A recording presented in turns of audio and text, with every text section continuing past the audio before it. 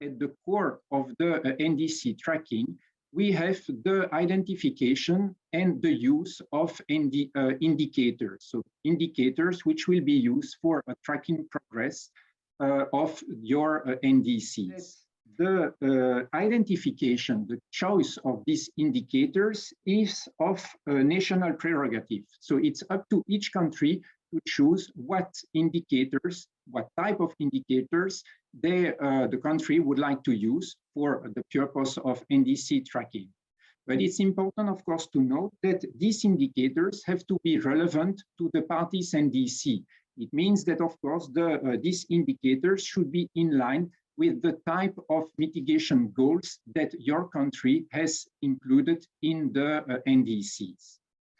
Then, once the indicators have been selected, chosen, the party will have to provide the information or the value, if it's a quantitative indicators, for the reference point, or which is also sometimes called the baseline, the base year, or the starting point. Together with this, and then every time that a BTR will be submitted, the party will then also have to provide the most recent information for each of these selected indicators. And the party in its BTR will have then to compare this most recent information of value of each indicator with the information or the value provided on the reference point or on the starting point. And with this comparison, the party will have to show how far it has progressed in terms of implementing or achieving its NDC.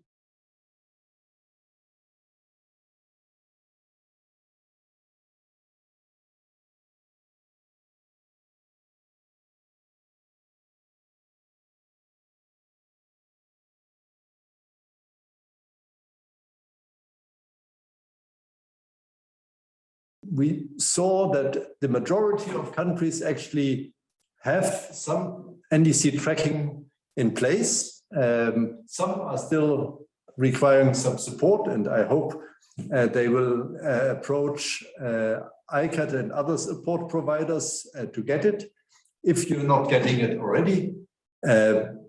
We also saw that adaptation is still more challenging than tracking mitigation. I think this is something we will have to keep in mind going forward.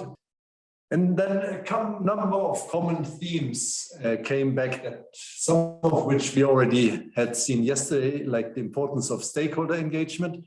And that becomes really important when you go into more advanced aspects like tracking just transitions, tracking climate finance, going deeper into sectors, looking at the linkages with markets. In all cases, stakeholder engagement is very critical, and that's very much at the core of transparency.